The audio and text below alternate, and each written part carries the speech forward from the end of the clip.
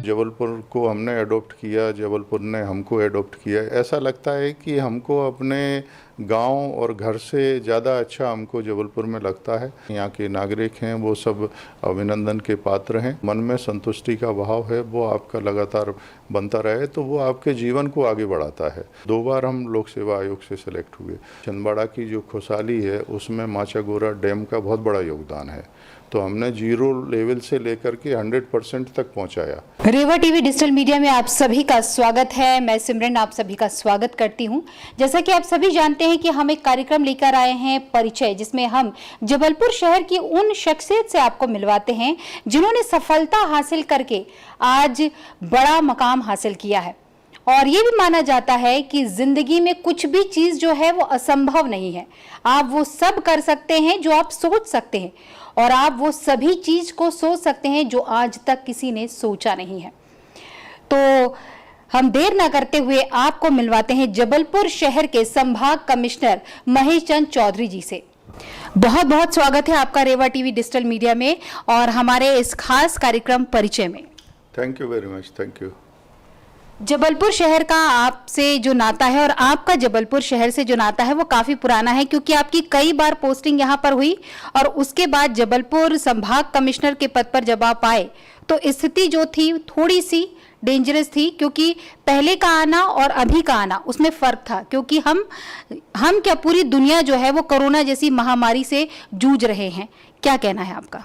बिल्कुल, देखिए, जिस समय हमारा संभागीय कमिश्नर जबलपुर की पोस्ट पर स्थानांतरण हुआ और जब मैं भोपाल से चल रहा था तो एकदम एक मन में एक भाव था कि हम अपने जबलपुर जा रहे हैं और जबलपुर हमारे लिए जाना पहचाना डिस्ट्रिक्ट है, जाना पहचाना हमारा शहर है। और जहाँ तक हम जबलपुर की बात करें तो जिस समय हम छत्तीसगढ़ में थे और छत्तीसगढ़ जब सेपरेट हुआ था तो उस समय हमारा ट्रांसफ़र जो है वो जबलपुर हुआ था एज एडिशनल कलेक्टर। तो उस समय हमको ये फीलिंग आया था कि ये जो है दूर वाला इलाका है और जबलपुर में हम किस तरह की सेवाएं दे पाएंगे, ये मन में हमारे था। लेकिन जिस समय हम यहाँ जबलपुर में आए और जब हमने अपना कामकाज शुरू किया तो ये एकदम जिसको कहें कि हम जबलपुर के बनकर के रह गए और जबलपुर को हमने अडॉप्ट किया, जबलपुर ने हमको अडॉप्ट किया। इस तरह की जो स्थितियां हैं वो हमारी जबलपुर के साथ बनी और अब एकदम ऐसा लगता है कि हमको अपने गांव और घर से ज़्यादा अच्छा हमको जबलपुर में लगता है, क्योंकि जबलपुर में हर जगह हमको रिस्पांस मिलता है। आम जनता के साथ हमारा संवाद अच्छा है, सभी वर्गों के साथ संवाद अच्छा है और जो सर्विस में हमको जो संतुष्टि है, एक सेटिस्फेक्शन का जो भाव होता है एक अधिकारी में, वो हमें जो है पूरी तरह से जो है बना हुआ है और अच्छा रिस्पांस है। कोरोना का संकट का समय है, तो इस संकट के दौर में भी जब हमारा स्थानांतरण हुआ और जब मैं सर्किट हाउस में रह रहा था तो उस समय भी हम बड़े अच्छे भाव से और पूरे मन के साथ में, जहाँ भी हमको लगता है कि यहाँ कमियाँ हैं तो उसको हम लोगों को बताते भी हैं और हमारे साथ जनप्रतिनिधियों के साथ संवाद होता है, समाज के दूसरे वर्गों के साथ में संवाद होता है। उन सबको हम सलाह देते हैं कि इस समय क्या करना चाहिए। और इस संकट के समय हम कहना चाहेंगे कि जो जबलपुर के शहर के लोग हैं, यहाँ के नागरिक हैं, वो सब अभिनंदन के पात्र हैं, क्योंकि सभी ने बहुत अच्छा रिस्पांस दिया और जो संकट का सामना जिस तरह से कर रहे हैं वो वास्तव में तारीफ़ के काबिल है। एक दूसरे से संपर्क में हैं, समन्वय में हैं और बहुत अच्छा सहयोग जिला प्रशासन को मिल रहा है। और मैंने फील किया कि बहुत ही अच्छा रिस्पांस लेवल जो पब्लिक साइड से है वो जबलपुर में बना हुआ है। तो बात अगर करें, आपने कहा जैसे कि जबलपुर में जब मेरा आना हुआ तो जबलपुर ने मुझे एक्सेप्ट किया, अडॉप्ट किया और मैंने जबलपुर को किया। और यही बात है कि एक प्रशासनिक अधिकारी होते हुए भी आप बहुत डाउन टू अर्थ हैं। और कुछ लोग जो आते हैं तो उनको लगता है कि दादा हैं, तो हमारे जिसे हम बड़े भाई को कहते हैं दादा, तो एक अपनी जो कहते हैं कि अपनी एक आशा लेके आते हैं आपके पास, और जब वो आशा पूरी हो जाती है तो बड़े खुश होते हैं। और एक चीज़ आपने बहुत अच्छी कही कि आपको आपके जॉब से एक सेटिस्फैक्शन है, और जॉब में सबसे ज़्यादा अगर ज़रूरी चीज़ जो होती है वो आपकी होती है एक सेटिस्फैक्शन, दूसरा पब्लिक की आपको सेवा करना, और तीसरा आपकी जो जॉब करने के बाद संतुष्टि होती है। क्या कहेंगे आने वाली पीढ़ी को? नहीं, बिल्कुल हम यही कहना चाहते हैं कि एक जो काम करने का तरीका होता है वो तरीका ये होना चाहिए जिसमें कि आपको जैसे सुबह से आप जब काम पर जाते हैं और शाम को जब घर लौटते हैं तो आपके मन में ये चीज़ होना चाहिए कि आज हमने अच्छा काम किया है। तो एक सकारात्मक जो ऊर्जा है वो बनाए रखना चाहिए और वो हमने अपने जीवन में बनाए रखी और हमेशा हमने देखा कि मेहनत से हमने जो लक्ष्य तय किया कि आज हमको दिन में ये काम करना है तो वो शाम तक हमने वो उस काम को बड़े अच्छे मन से निपटा लिया और उसमें रिस्पांस भी अच्छा मिला। तो ये चीज़ें रहती हैं, कभी कभी कुछ नेगेटिव चीज़ें भी आती हैं तो उन नेगेटिव चीज़ों से दूर रहते हुए हमको सकारात्मक चीज़ों से जुड़ना चाहिए, सकारात्मक अपना काम करना चाहिए और मन में जो संतुष्टि का लेवल है वो ज़रूर बनाना चाहिए। ऐसा मैं सभी से अपील करना चाहता हूँ कि जो मन में संतुष्टि का भाव है वो आपका लगातार बनता रहे तो वो आपके जीवन को आगे बढ़ाता है और प्रगति के रास्ते पर आगे जो है वो ले जाता है। कहते हैं कि नाम का इम्पैक्ट जो होता है वो आपकी पर्सनालिटी पे पड़ता है। जैसे कि आपका नाम महेश है और भगवान शिव जी का भी नाम महेश है, तो कितना इम्पैक्ट पड़ा आपके नाम पर, आप क्या बोलेंगे आपकी पर्सनालिटी पर?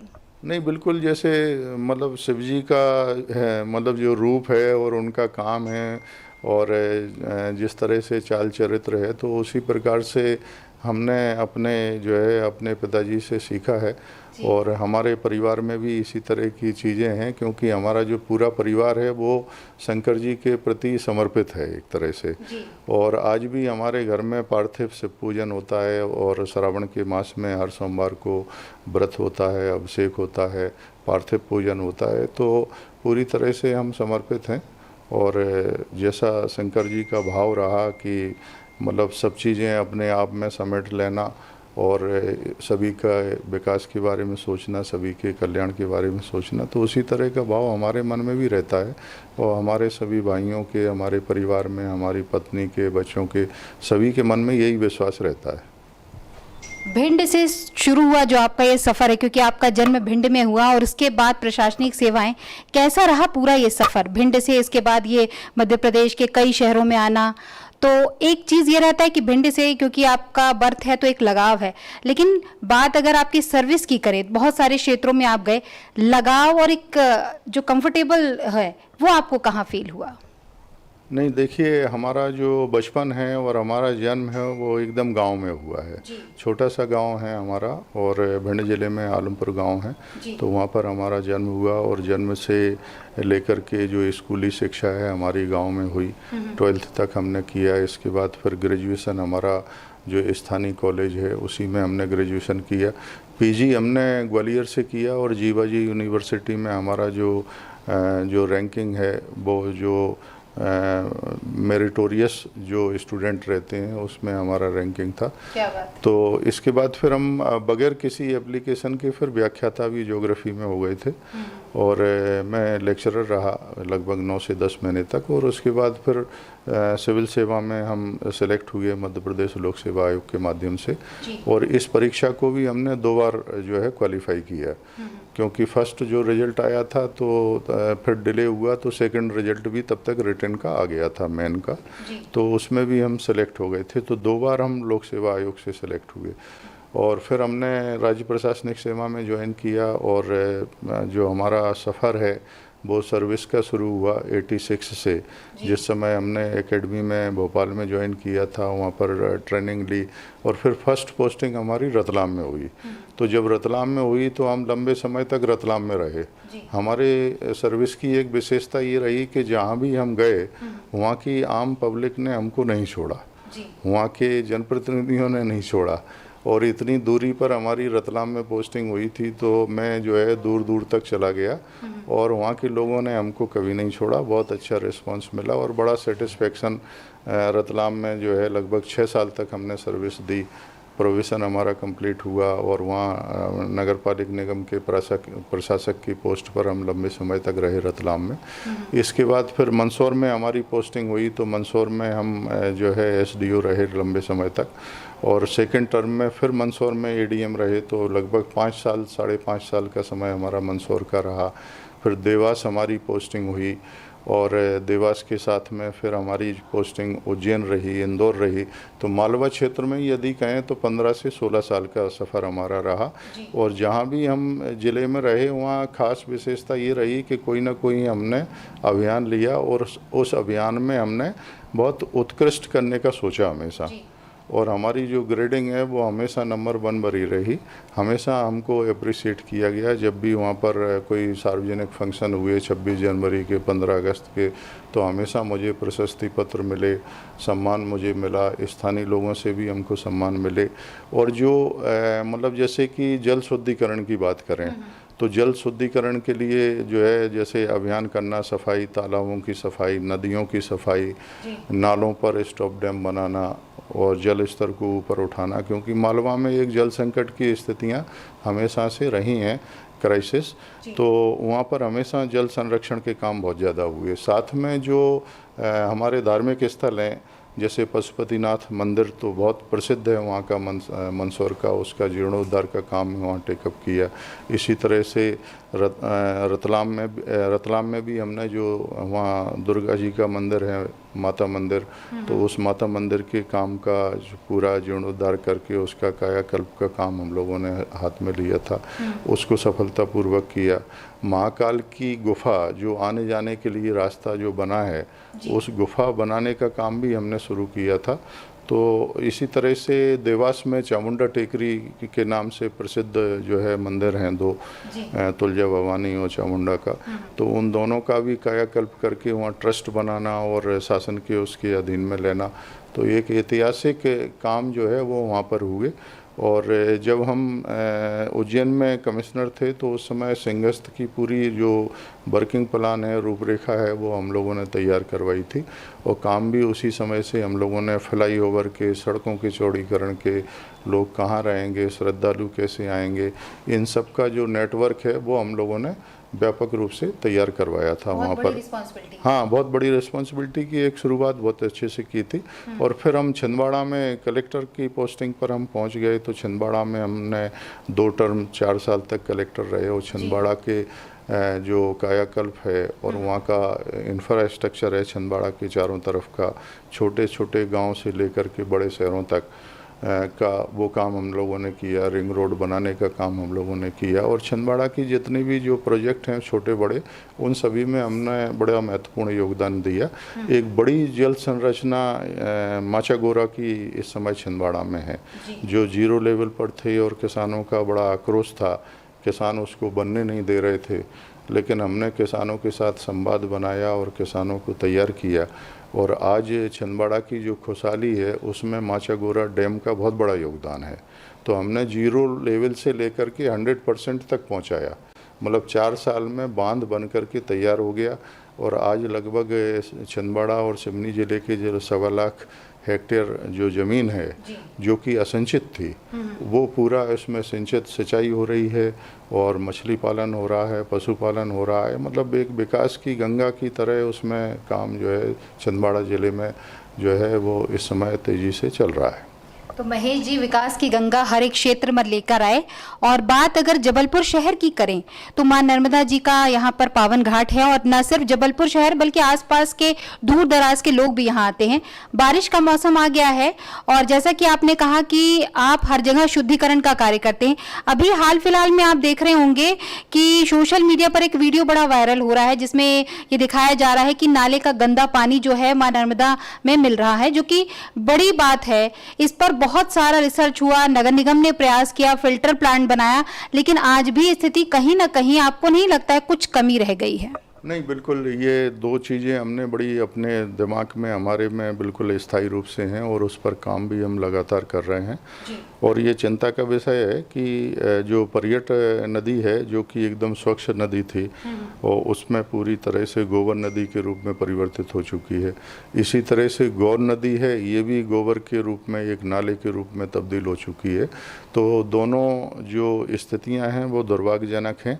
इन दोनों को हमने वर्तमान में टेकअप किया है और स्मार्ट सिटी के माध्यम से हम इसमें प्रयासरत हैं कि दोनों जो नदियां हैं वो स्वच्छ अपने पुरानी स्थिति में फिर से पुनर्जीवित हो जाएं और जो गोबर बहाया जाता है उसका निपटारा तरीके से हो जाए, उससे जैविक खाद बनाई जाए और आपके गोबर गैस संयंत्र उसमें लगाए जाएं। तो इस तरह की जो प्लानिंग है वो हम इस समय कर रहे हैं। जैसा कि आप सभी लोग जानते हैं कि जबलपुर में जो गौरी घाट की स्थिति थी वो भी बहुत ज़्यादा ख़राब थी जिस समय हमने यहाँ ज्वाइन किया था।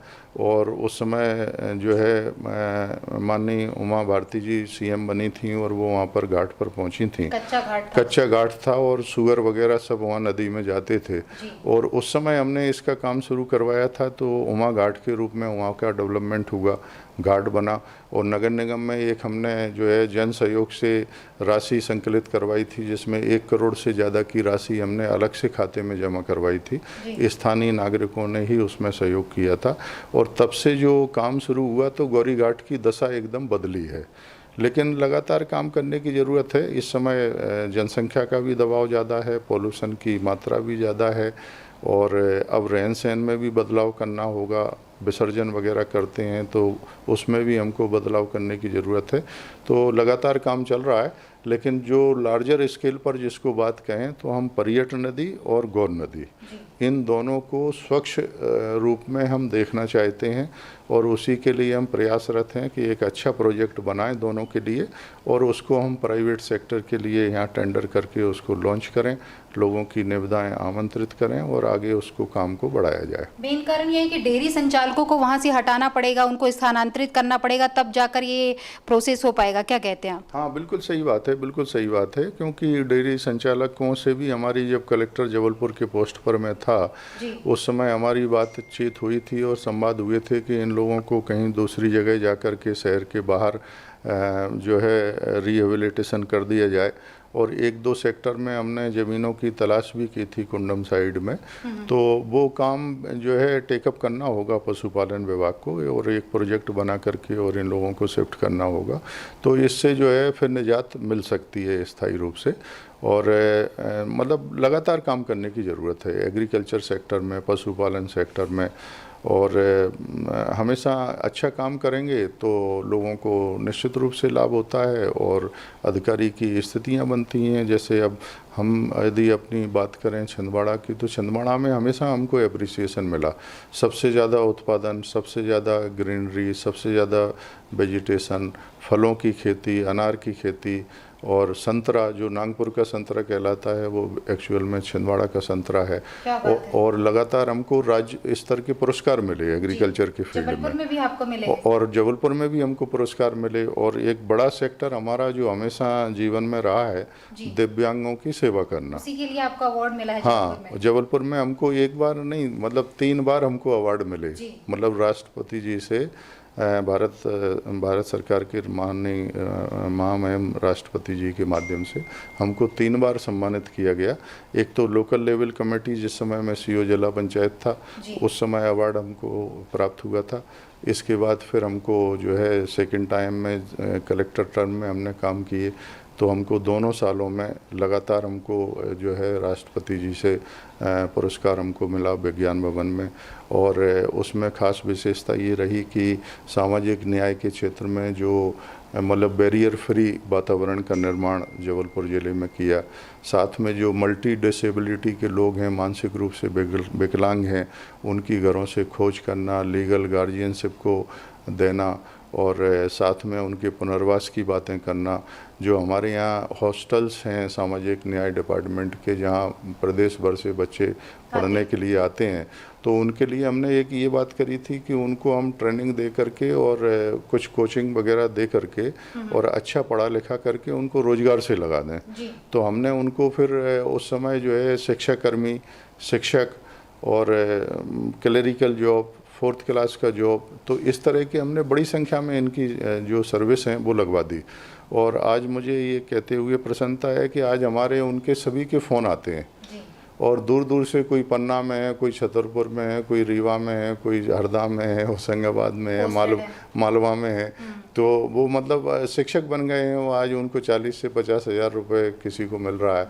तो उसका फ़ोन आता है कि साहब जो है आपने उस समय प्रयास किया था तो आज हमारी स्थिति बहुत अच्छी बन गई। तो काम करने के ऊपर है और साथ में सहयोग लेने के ऊपर है, क्योंकि सभी लोगों का सहयोग लेना पड़ता है, टीम वर्क है। और जबलपुर में काम अच्छा होता है, दिव्यांग के क्षेत्र में, सामाजिक न्याय के क्षेत्र में हमेशा यहाँ काम बहुत अच्छा रहा। NGO अच्छा काम करते रहे, यहाँ जो हॉस्टल्स हैं और क्लब हैं सभी का अच्छा सहयोग मिलता रहा है यहाँ। एक प्रशासनिक अधिकारी अच्छा हो ये तो सभी जानते हैं, लेकिन प्रशासनिक अधिकारी के साथ साथ एक अच्छा इंसान होना बहुत ज़रूरी है। और बात मैं तब की कर रही हूँ जब आप जबलपुर के कलेक्टर के पद पर आसीन थे और जन सुनवाई में हम देखते थे कि भरी धूप में जब कोई भी आवेदक आता था तो मैंने देखा था नौतपा का टाइम था और आप बाकायदा सबसे पहले उन लोगों को बैठालते थे और उसके बाद कुछ जूस वगैरह प्रदान करते थे और फिर कहते थे कि हाँ अब बताओ। उस समय जब लोग आपसे बातें करते थे कैसा आपको लगता था?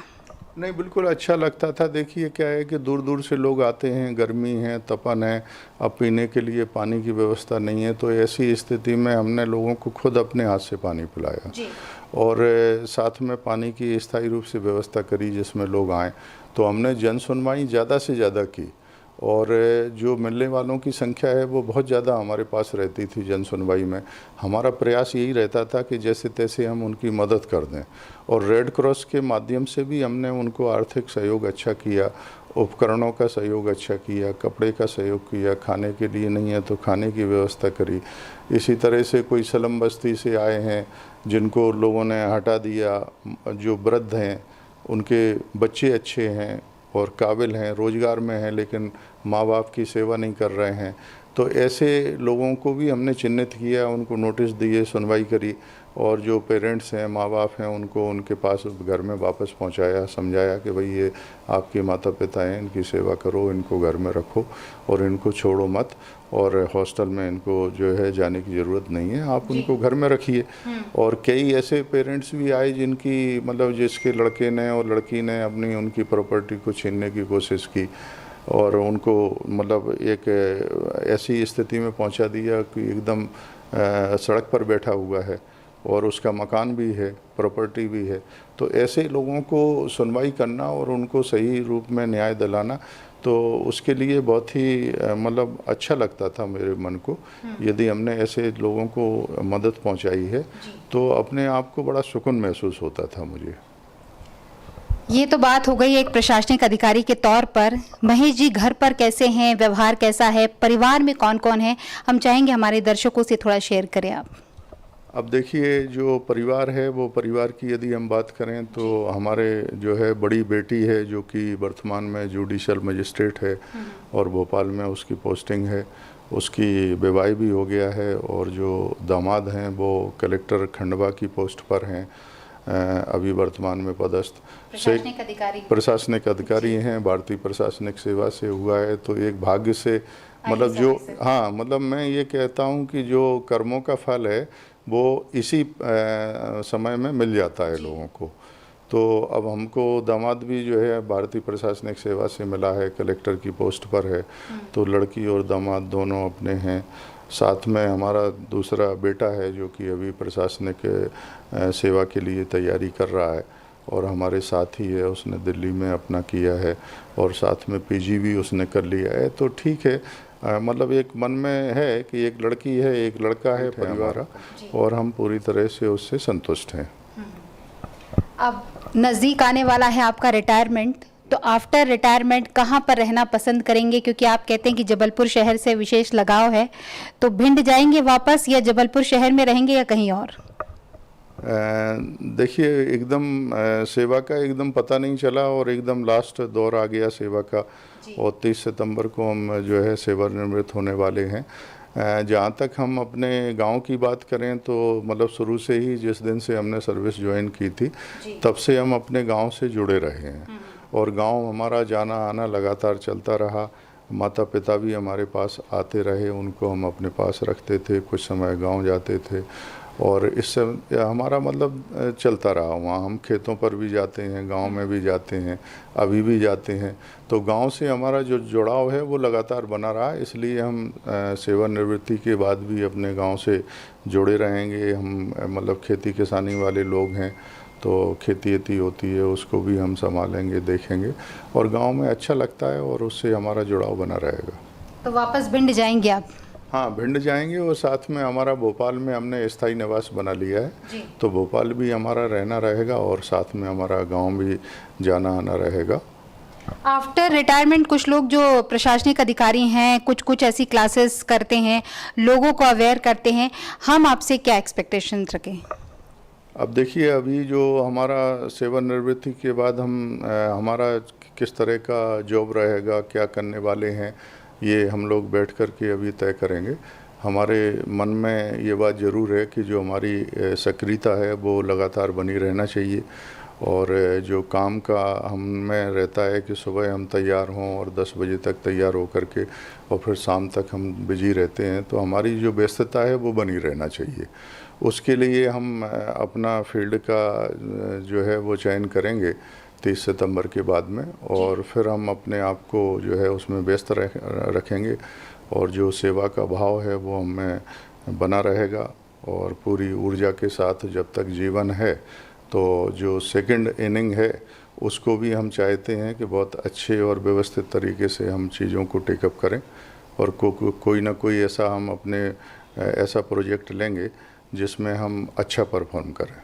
कोरोना का टाइम चल रहा है और सिविल सर्विसेज की जो परीक्षा है उसके लिए जो विद्यार्थी हैं वो उसकी प्रिपरेशन में लगे हुए हैं, तो जो विद्यार्थी इस ओर अपना करियर बनाना चाहते हैं उनको क्या संदेश देना चाहेंगे? क्या क्या उनको प्रिपरेशन की आवश्यकता पड़ेगी? तैयारी करना चाहिए, पूरे ऊर्जा और मन के साथ में तैयारी करना चाहिए, और जो क्राइसिस है इस क्राइसिस से कोई भी जो घबराने की ज़रूरत नहीं है, सावधानी रखी जाए, और सावधानी के साथ में अब इस समय ये ज़रूर है कि एकदम फिजिकल कोचिंग नहीं मिल सकती है, एक दूसरे से मतलब इंटरेक्शन भी नहीं कर सकते हैं, तो जो ऑनलाइन जो सिलेबस हैं और बेसिक फैसिलिटीज़ हैं वो जो है अवेल की जाएं, उसी से इंटरेक्ट किया जावे और मन में कॉन्फिडेंस रखा जावे। तो मैं समझता हूँ कि अपने जो लक्ष्य है, गोल है, और सही गोल अपने रखा है और तैयारी अच्छी है, और कोरोना संक्रमण से बचे रहें और सावधानी के साथ परीक्षा देंगे तो निश्चित रूप से सफलता मिलेगी। और संस्कारधानी वासियों को चलते चलते क्या संदेश देना चाहेंगे संभाग आयुक्त महेश चंद्र चौधरी जी? संस्कारदानी के नागरिकों से हम यही जो है अपील करना चाहते हैं कि आपकी एक तो जो सामाजिक सद्भाव की भावना है जबलपुर शहर में, वो सामाजिक सद्भाव की जो भावना जैसे पिछले वर्षों में रही है वो लगातार इसमें बनी रहे। यहाँ पर बहुत अच्छी तरह से त्यौहार मनाए जाते हैं, एक दूसरे से मिलते हैं जुलते हैं, भुंजरिया पर्व भी मनता है, साथ में हमारा गणेश चतुर्थी से लेकर के जो शुरू होता है गणेश जी का और दुर्गा जी का और दशहरा और दिवाली के जो त्यौहार हैं बहुत ही शानदार तरीके से यहाँ मनाए जाते हैं। उन त्योहारों को बहुत अच्छे मन में ऊर्जा और उत्साह के साथ बनाए रखें। वर्तमान में कोरोना का संकट है, संक्रमण है, तो इस संक्रमण को ध्यान में रखते हुए हम पारिवारिक परिवेश में सीमित होकर के इन त्योहारों को मनाएंगे। और सांप्रदायिक सद्भाव की जो मिसाल है जिसको कहते हैं कि गंगा जमुना तहजीब जो है जबलपुर में देखने को मिलती है, तो वो यहाँ पर देखने के लिए मिलती रहे।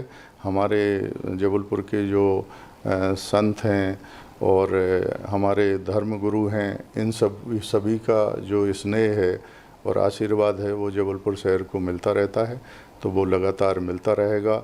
माँ नर्मदा हमारे लिए जीवन रेखा है संस्कारदानी के लिए, और जबलपुर के लिए जो है एक विरासत है, तो उसकी पवित्रता के लिए लगातार काम करें, वृक्षारोपण ज़्यादा से ज़्यादा करें, नर्मदा जी में अशुद्धि ना हो और उसमें हमेशा अपने सहयोग करते रहें अच्छे काम के लिए। और साथ में जो रोज़गार का सृजन है, और अब जबलपुर जो है तेज़ी से आगे विकसित होगा, और जो विकास है उसमें जो है सहयोग करते रहें, क्योंकि अब आगे चल कर के एक मध्य प्रदेश का सबसे बड़ा फ्लाईओवर शहर के बीच से बनने वाला है। साथ में 112 किलोमीटर की जो ग्रेटर रिंग रोड है वो भी बनने वाली है। तो ऐसे बड़े काम आ रहे हैं, कुछ इंडस्ट्रियल हब भी आ रहे हैं। तो इन सब से जबलपुर शहर की जो तस्वीर है और तकदीर है वो बदलने वाली है। तो इसमें सभी लोगों का सकारात्मक सहयोग रहे और विकास के लिए पूरी तरह से एकजुट रहें और शहर के विकास में अपना योगदान दें, ये से मैं अपील करना चाहता हूँ। तो आपसे हमने मुलाकात करवाई जबलपुर शहर के संभाग आयुक्त महेश चंद चौधरी जी से। बहुत अच्छी बात उन्होंने कही कि भिंड से जो सफर उनका शुरू हुआ वो मालवा के अंचलों से होता हुआ जबलपुर शहर में अभी है और उसके बाद सितंबर में रिटायरमेंट हो जाएगा। बट जो सुबह से उनकी दिनचर्या है, सुबह 10 बजे से शाम के 5 बजे तक, वो लगातार जारी रहेगी और 30 सितंबर के बाद सर सोचेंगे कि उन्हें क्या करना है। और एक चीज उन्होंने बहुत अच्छी कही कि जबलपुर शहर को उन्होंने स्टार्टिंग में जब वो आए तो जबलपुर शहर ने उनको अडॉप्ट किया और उन्होंने जबलपुर शहर को, और आज जो आत्मीय भाव है वो हमेशा उनका बना रहेगा। और साथ ही अपने सर्विस के दौरान जो एक सेटिस्फैक्शन उनको मिलना चाहिए था वो उन्हें अपनी पूरी सर्विस के दौरान मिला, क्योंकि उन्होंने लोगों की सहायता की और लोगों का प्यार उनको मिला। हमारी बहुत बहुत शुभकामनाएं हैं आपके भावी जीवन के लिए, भविष्य के लिए। और रेवा टीवी डिजिटल मीडिया से आपने अपनी बातें शेयर की, उसके लिए आपका बहुत बहुत धन्यवाद। Thank you very much. धन्यवाद आपको।